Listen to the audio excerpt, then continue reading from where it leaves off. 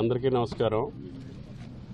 రఘునాథపాలెం మండల రైతాంగ సోదరులందరికీ వాళ్ళు ఎంతో పెద్ద మనసుతోటి మనం శంకుస్థాపన చేసినటువంటి మంచుకొండ ఎత్తిపోతల పథకం గౌరవ ముఖ్యమంత్రి గారు, ఇరిగేషన్ మంత్రి గారు ఈ మండలం యొక్క నీటి సౌకర్యం కోసం అడగగానే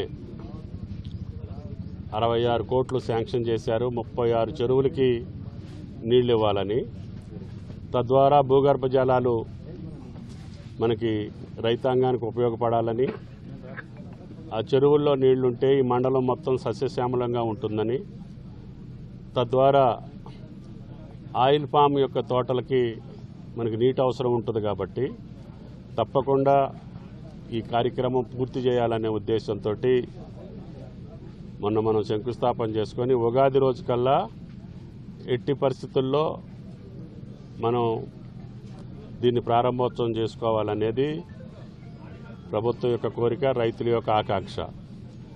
అయితే మార్గ మధ్యంలో ఎక్కడైనా పంటలుంటే అధికారులకు విజ్ఞప్తి, ఆ పంటలు చేతికొచ్చిన పంటల్ని ఇబ్బంది పెట్టకుండా ఖాళీగా ఉన్న ప్రాంతాలు మొత్తం కూడా సంపవేలు కానీ, స్ట్రక్చర్స్ కానీ, పైప్ లైన్ అన్నీ కంప్లీట్ చేసుకొని చేతికొచ్చిన పంట 15-20 రోజుల్లో ఆ రైతుకి అందుతుంది కాబట్టి దాన్ని ఇబ్బంది పెట్టకుండా మిగతా చోట్లల్లా ఎక్కడ ఖాళీ ఉంటే అక్కడ పైప్ లైను, మిగతా స్ట్రక్చర్స్ అన్నిటిని కూడా కంప్లీట్ చేయమని చెప్పడం జరిగింది.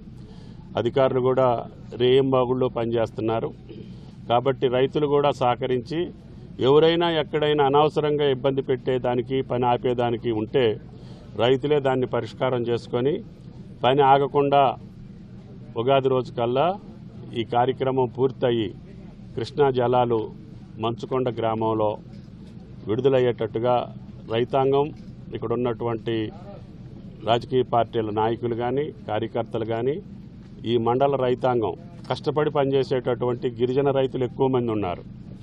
వాళ్ళు ఇప్పటికే కూరగాయలతోటి బ్రహ్మాండంగా వ్యవసాయాలు చేసుకుంటున్నారు.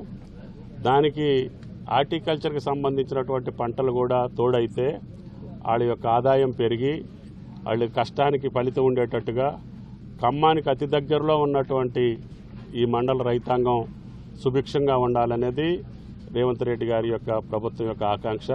దానికి తగ్గట్టుగా పనులు చేయించుకోమని చెప్పి స్థానిక నాయకులకి విజ్ఞప్తి.